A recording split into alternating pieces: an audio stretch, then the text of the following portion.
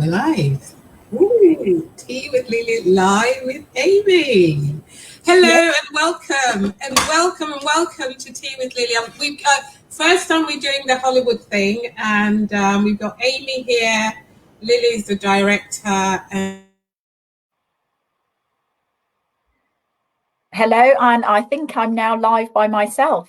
So Lily seems to have lost connection with us. So I will just fill this space until Lily joins us again. And I think she's going back into the room. Yay!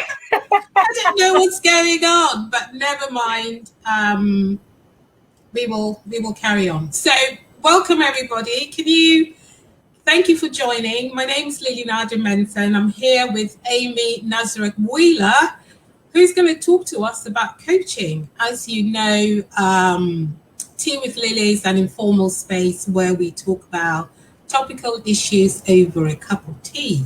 And of course, I bring the great and the good to come and join us and to give us their thought leadership on a particular topic. And today, you all know that we're going to talk about the power of coaching and what have you. But Amie, welcome. Thank you for joining. How are you? Yes, I'm really good. Thank you for having me, Lily. I'm really excited about this. And I mean, coaching is a big part of my life. And it'd be great to share with people about my experiences and also how it's actually changed my life as well. So really excited. Great. That's really good. I think we've got two comments here. Oh, hi, Kerry. Kerry, where are you calling from? Hi, Letitia. Just put the chat in so we know which parts of the world you're joining us from, because if you stay right to the end, Amie's got a couple of goodies to share with us, and who knows, you might win one of them. So let us know where you're joining us from, whether it's Facebook or LinkedIn, either is fine. So we're here, we're waiting. Let's see what the comments say. But whilst we get the comments, we Kerry's smiling. She's from West London. Woo. Oh, and we've got someone from hi Kerry. We've got someone from let's see. She's from Italy. Woohoo! That's hard. That's amazing. Excellent. So yeah. Let's see. So you know, we've talked about this, and I say this is the magic sofa, is, you know, where we pretend we're sort of in Claridge's or somewhere having a cup of tea. What are you having with your girlfriend? What are you having? Oh, well, today I've actually brought along some nice tea with me today for this session. Actually kind of reenacting being at Claridge's. So I'm a huge fan of fine tea, and I do actually have my teapot with me here. And we'll be pouring myself some tea during our session this evening. So part of one of my favourite drinks. Great, and it's so cultured and so refined. It is very cultured and very refined. And however, there is a bit of a backstory to the tea, Lily. And the backstory, as I was talking to you actually before we came live, is my grandma always had fresh tea leaves in the house and never had a tea bag. And as I've got older, I've become more accustomed to fine tea. So yes, I love it. It's very nice. Great. I haven't seen tea leaves for a long time, because you know. Some of us just got lazy, and tea bags, PG tips, or I think today I'm having peppermint tea from a pack. I can't even remember which one it is. So I feel very inferior today, but not to worry. Let's move into the key things here and talk about your experience and your bias. So I'm going to read it off as much as I can. 20 years experience in learning and development, training and coaching. Amie has a passion for working with and developing people to achieve their personal and professional aspirations. She says she feels very blessed that since setting up her own training company in 2012, she now gets to train and develop others who want to become qualified and accredited coaches, and supports people to set up their own coaching businesses. Amie's company is called Grow Development Solutions, and Amie is the founder of that organization. So welcome again, Amie. Welcome. Thank you. Thanks. Thank you very much, Lily. You're welcome. Now, let's see how many people. So there's Sam is in London. Hello, Sam. Mr. Sam. I want to look at some of the things. What brought you into coaching, Amie? Okay, so I've probably been exposed to coaching, as most people have, for many years without actually realizing what coaching was. And I was fortunate enough to work with some really successful leaders and colleagues. And coaching actually first came into my life in, I would say, perhaps the formalist sense, in 2010. And I actually was given an excellent opportunity to undertake a coaching qualification myself. Okay. And also with a mutual connection who we know. So Jenny Garrett.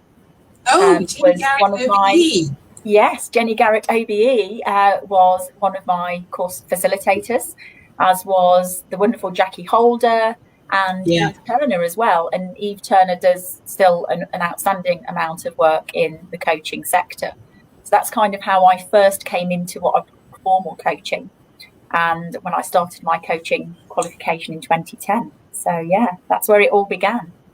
Oh, amazing. I mean, if you've had these wonderful people starting you on that professional journey, you cannot fail, can you?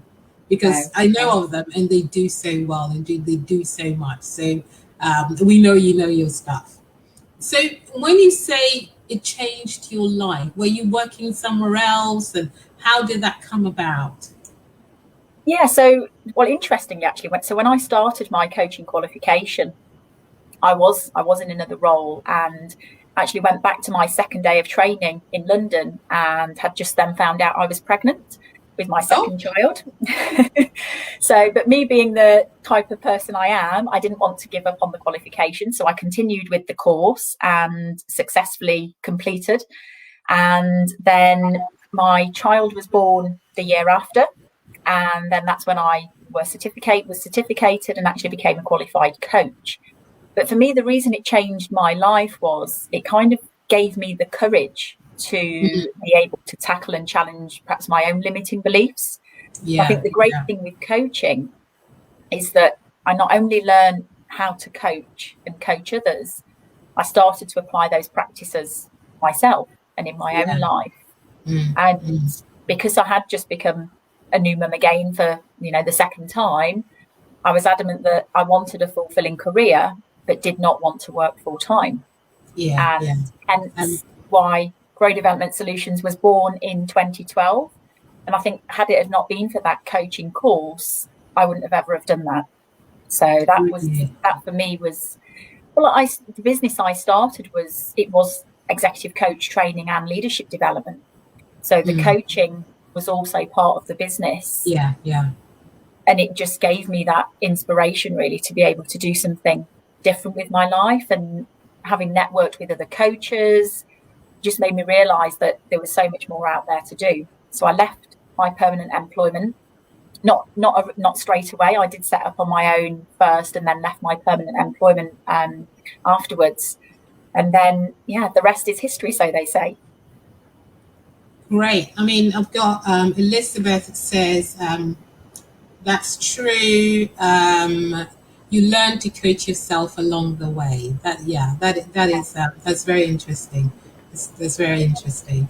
I mean, I'm a coach myself, but we all have different areas that we coach in. But like you say, like Elizabeth said, after a while, whilst you're doing the coaching itself, you coach to learn to coach yourself.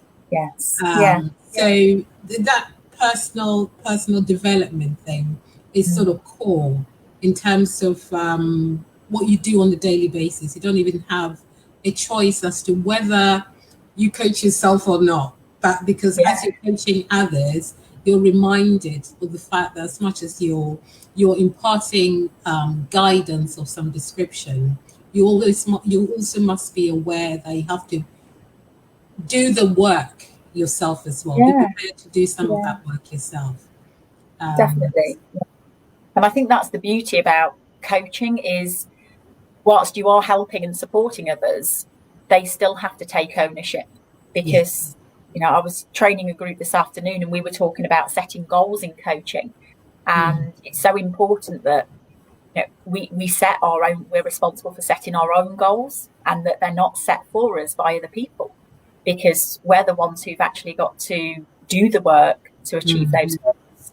And it's okay committing to even a coaching session, but if you do no work in between, it's a little bit like my daughter plays piano, and it's a bit like I say to her, if you're only going to go to the lesson for half an hour every week, you're not going to get much better. It's about the practice and the work that you do every day that really helps you move forward. That's very true. We have a question from Kerry, which says, do you deal with a lot of imposter syndrome queries? Yes, I do. And the reason I'm smiling actually at that is, interestingly, one of our trainee cohorts, somebody on a previous cohort last year actually challenged us about, challenged our thinking around imposter syndrome, actually saying whether or not it's a thing. And does it really exist? Because, actually, really, really kind of, challenging that. But actually, I think it's one of the things that for me I've seen more so, particularly with women who are moving into more senior positions. So I tend to work with mostly C-suite and executives, and they've actually plucked up enough courage to put themselves out there, put their head above the parapet and go for that job. And then actually once they're in it, they start questioning their abilities. Have I made the right decision? Can I do this? And I think it's the same as, again, what we kind of have to, it's the stories we tell ourselves. Yeah. And if we start to believe those stories, and and they're the stories that actually are going to drive us more towards that negative mindset, then that's going to have a negative impact. And I think with imposter syndrome, it's first of all actually acknowledging that it's there, and then identifying, kind of how we can help that person move forward from that. But it does, definitely. And if I'm honest, I think I've probably seen it more so throughout COVID, because a lot of people's confidence have been knocked, and working also in a virtual space for some people, they may well have been very confident and competent in doing their roles pre-COVID, but now doing it virtually has been quite a challenge. So definitely I've seen a real shift in that since COVID. I have as well. And it's about, having to set up your home office, having, if you've got children, how do you manage the children climbing over your head, needing supper when the boss needs to speak to someone, all those things are there. And you wonder, are they going to question your commitment? Yes. Just because you've got kids around, are they going to question your commitment? I don't know if you've seen Debbie's question or comment, which says, I've seen imposter syndrome in a lot of female leaders, similar to Amie. Yes, we doubt ourselves a lot, don't we? It's like something sitting there and saying, no, you can't do this. You just I say just find a little bit of this, just give me a swat and tell it to go away. But I think it's true. I mean, particularly as Debbie said there, particularly with a lot of women, and I also facilitate on the Google I Am Remarkable workshops. And a lot of the content around that is around self-promotion, and particularly underrepresented groups. And a lot of the research shows that actually as women we actually don't self-promote, and we're not as confident at self-promoting, but then it's the impact that then has, because it can really impact our success and our achievements. So I think and I can see Kerry's made a comment as well. Kerry, let's see, in COVID you don't have to in COVID you don't have that face-to-face, and people reaffirming. Yeah, that body language thing is sort of really limited, isn't it? Yes, yeah, definitely. And I think the impact that has then on, as you said, on communication and, you know, the interaction and relationships that we have with people. I think most people tend to find it easier to build relationships when we're in person rather than virtually and online. So yeah, I think that's a really valid point. And I think sometimes the the non-verbal cues that we used to have with face-to-face interactions. If someone doesn't have their camera on, it is so difficult to gauge, even if they've heard you, they've listened to you, to gauge if they're even present. Whereas if you have the camera on, you can tell whether the person, is on their phone or doing something else. And then you can gauge whether to ask them if they heard you or ask questions. It is very difficult. You can't force people to put their cameras on. So yeah, no, I definitely agree with you with that. As I think we've lost Lily again, so I will continue on with that theme. But yeah, definitely around. And that was that planned, Lily? Because your camera went off. The universe is trying to tell me something. But I was just saying that, yeah, I think you're definitely right when people don't want to show up visually online. Yeah.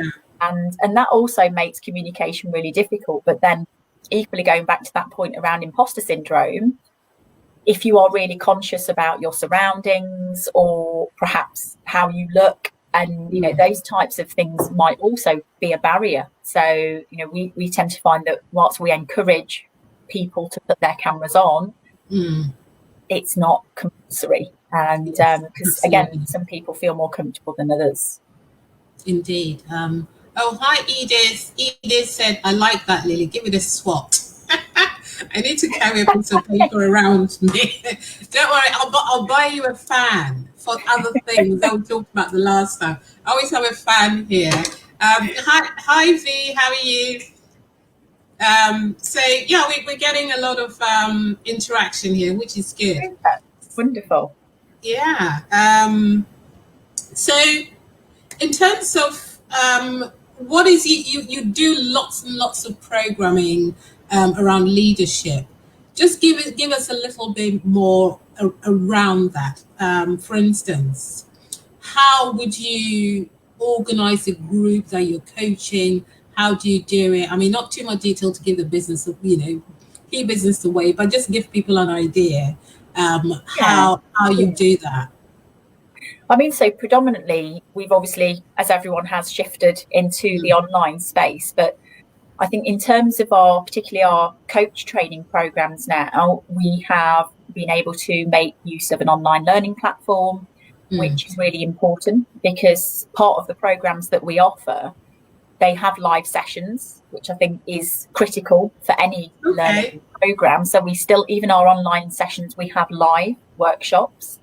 But we also combine that with online learning platforms. So something that we've actually recently launched is a platform where our delegates access pre and post workshop work. And actually it makes that process of learning much more, I would say, smooth in terms of them accessing that the resources. But also as well, it means that they can actually work on some of the course content and watch videos and do activities in between the sessions. Yes. But for us as a business, that's been a huge shift because prior to COVID, we were, I would say, probably 95% face-to-face. Yeah. And very little online. And I think the comment that you made about your daughter and piano lessons, where the gap between doing the coaching and what you do which is something they've managed to shift completely online. So that I'm sure that makes it a lot richer. But I think Edith said something that I wanted to go to. Funny enough, having the conversation with my husband about imposter syndrome, he was quite baffled as to why people oh gosh, mon Dieu, I don't know. found more in women. Why does that happen? Do we think we're not quite enough?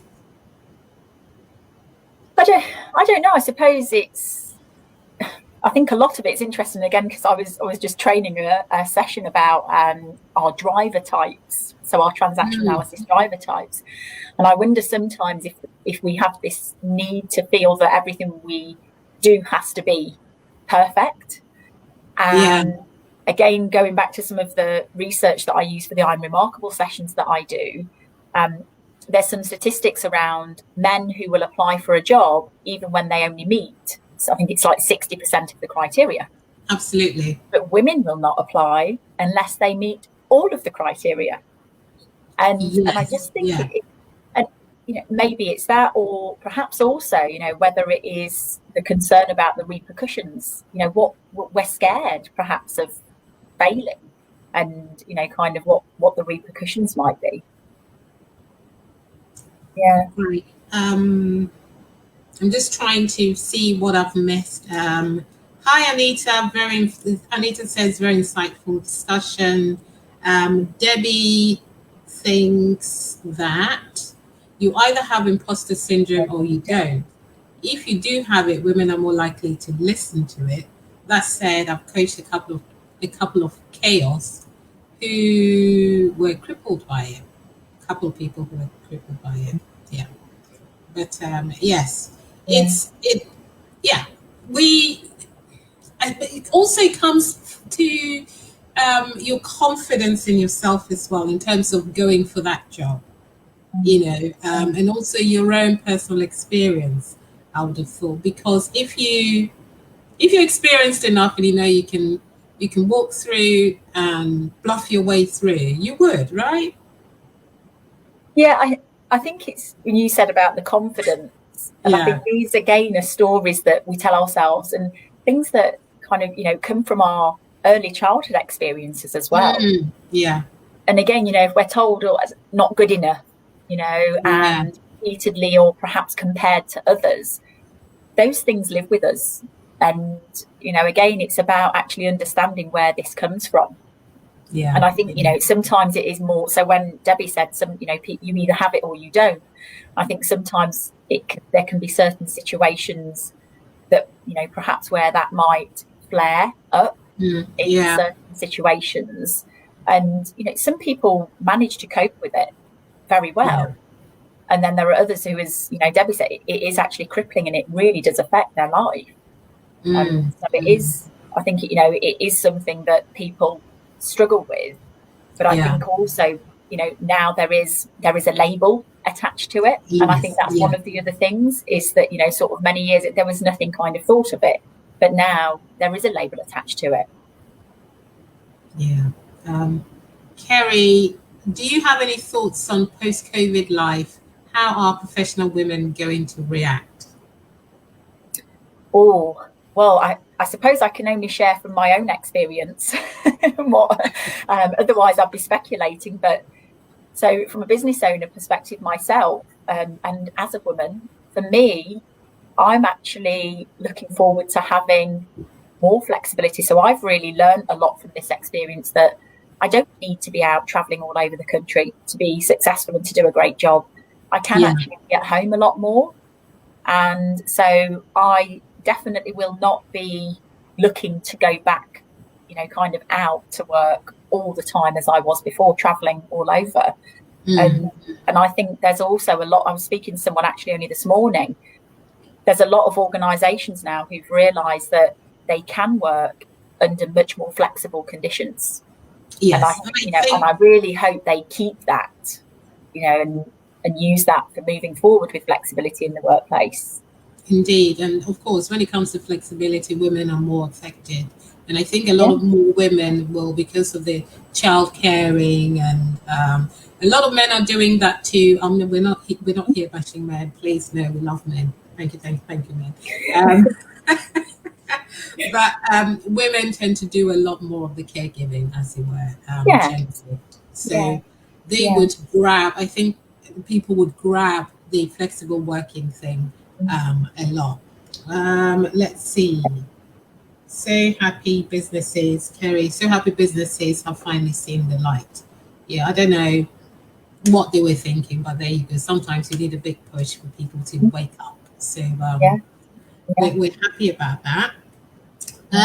What was the next question that I had for you? Let's have a look. So, one thing you wish you knew when you started in this industry? Oh, I suppose starting out on my own, probably I wish I'd known the value of networks.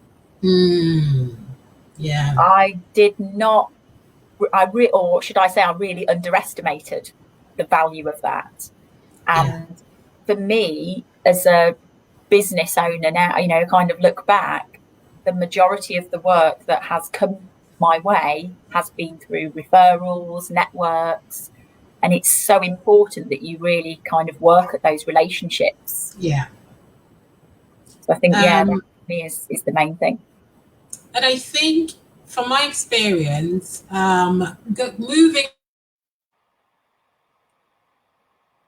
Oh, we've lost Lily again. Oh, she's back. I was going to say, because if she's not back, I actually have the. You're back. I was going to say I actually have the questions. So awesome idea of it. Oh dear, it's the first time it's happened to me, but you know what? It makes it fun. Who said you can't have fun when things are going wrong around you? Exactly. Yeah. So if you're actually moving from corporate into the entrepreneur world, it's very, very difficult to understand that the two are completely different.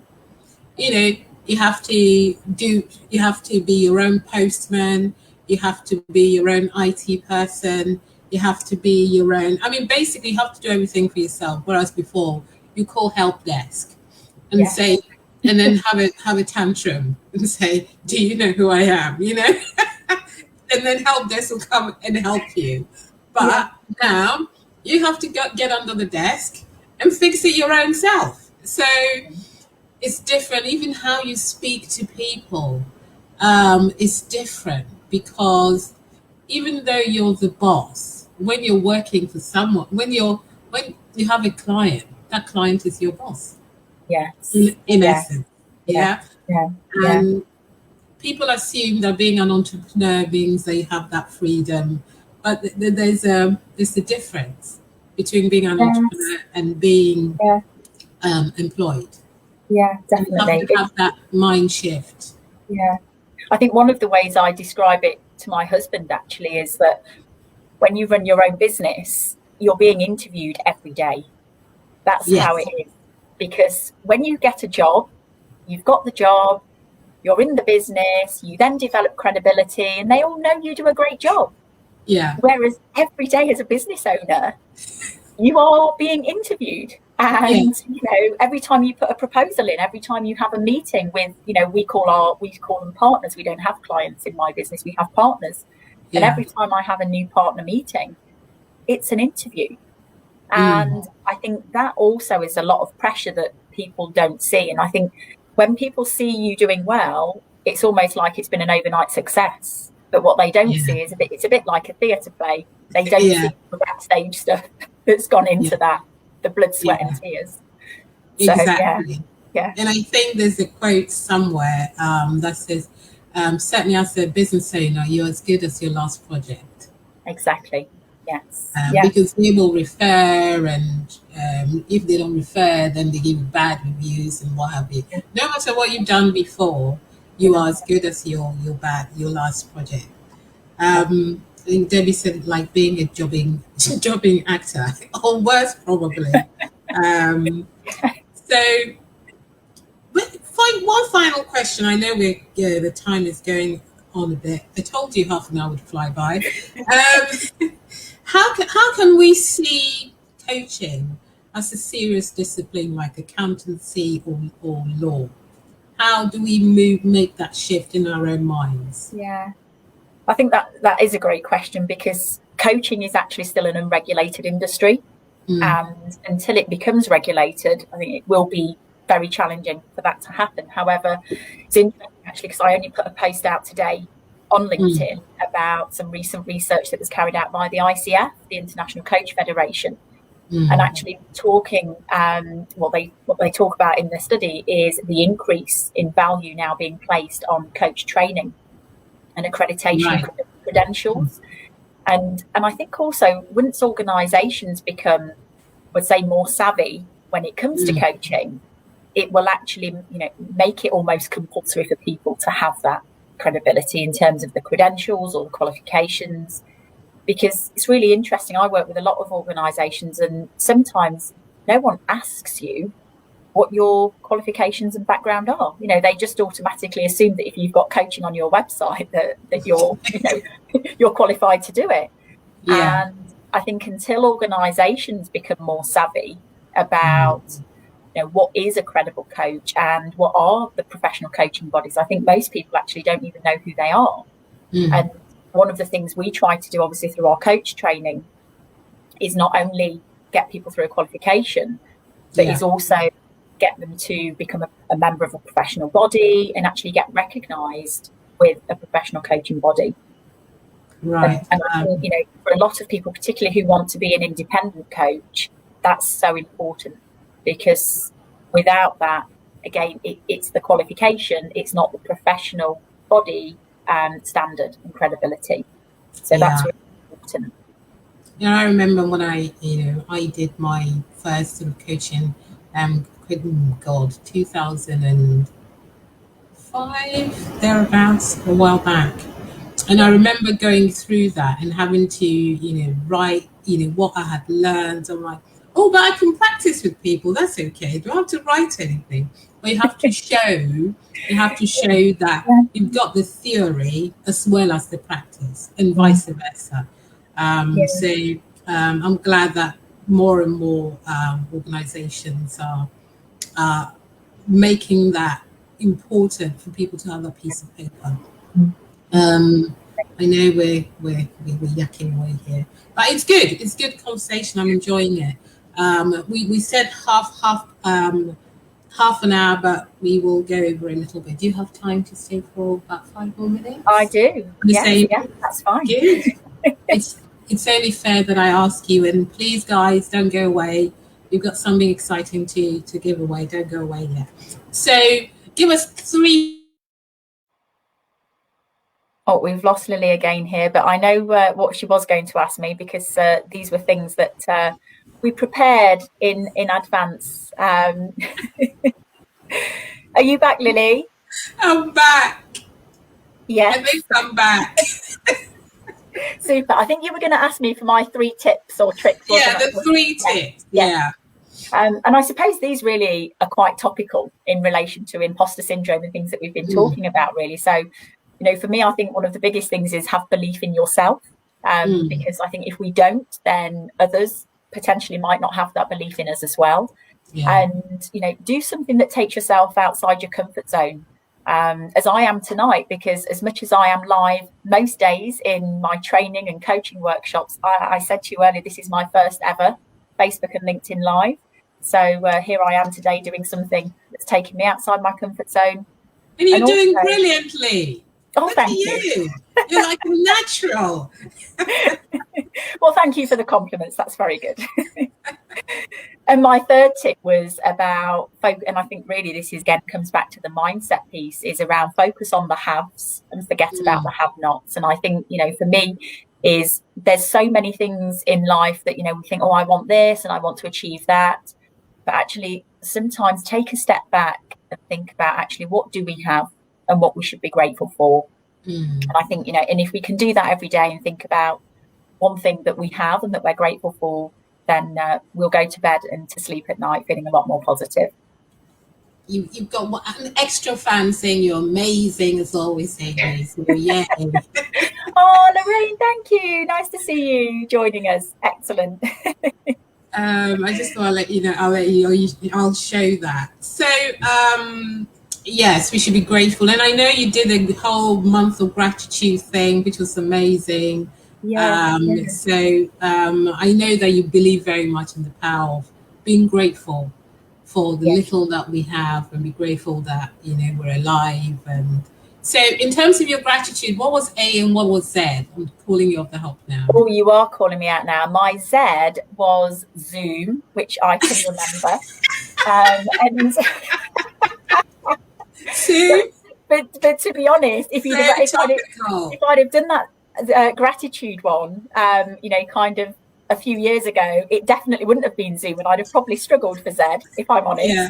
So Zoom I was most grateful for.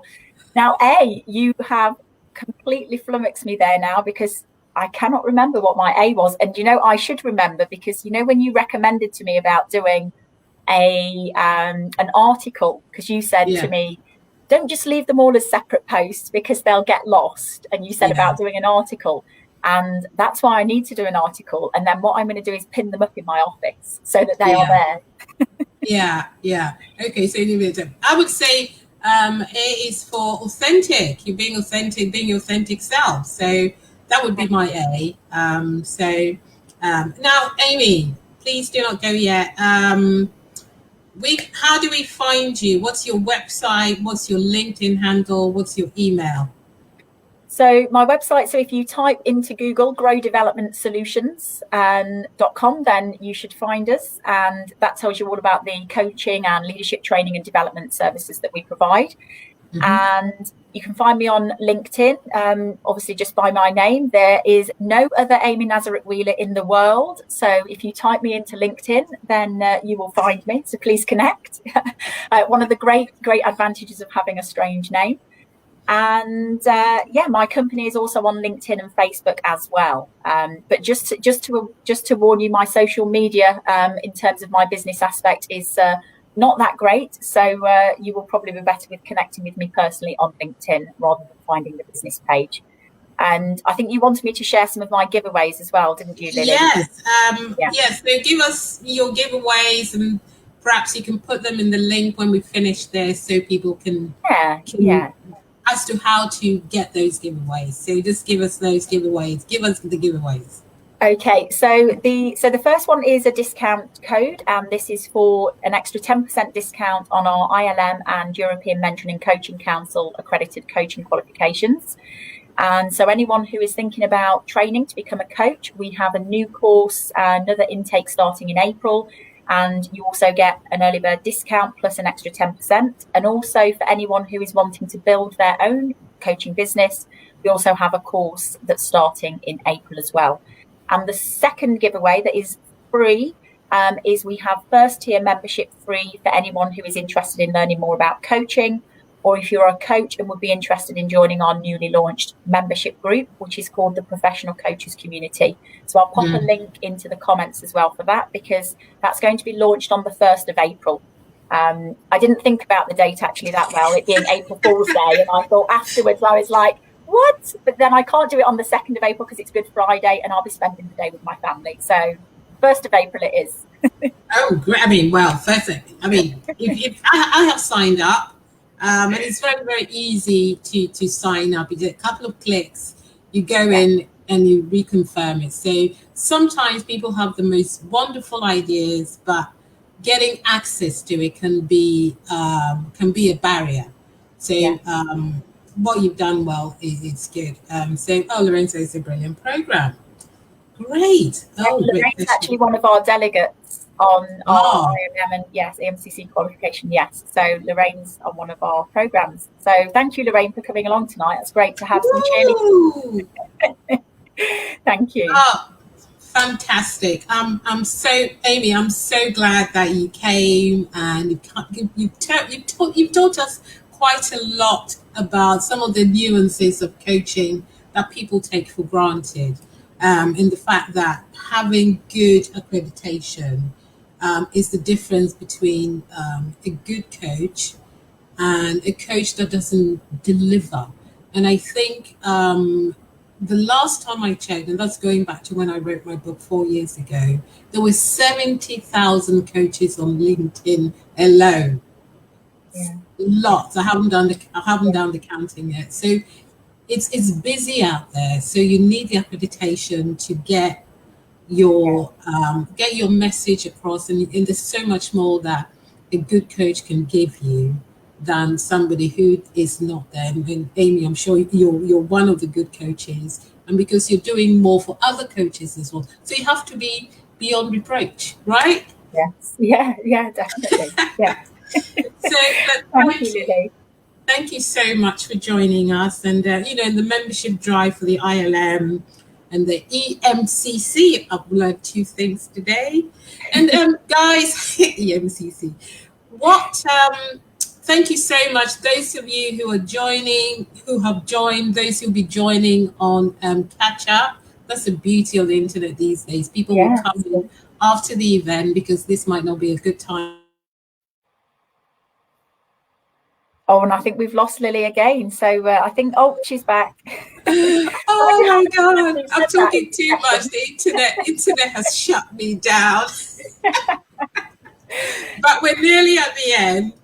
So yes, catch this at the end if you can. Amie will put some links in for you to grab her giveaways. And what can I say? Thank you so much for joining Tea with Lily. And until next time, look after yourself. Grab yourself a coach, a good one, hopefully through Amie's organization. And until next time, look after yourself and may everything that you wish for be the least that you receive. Thank you, Amie. Thank you so much, Lily. It's been a pleasure. Thank you. Thanks, everyone, for joining. Thank you. Bye. Bye. Take care. Bye.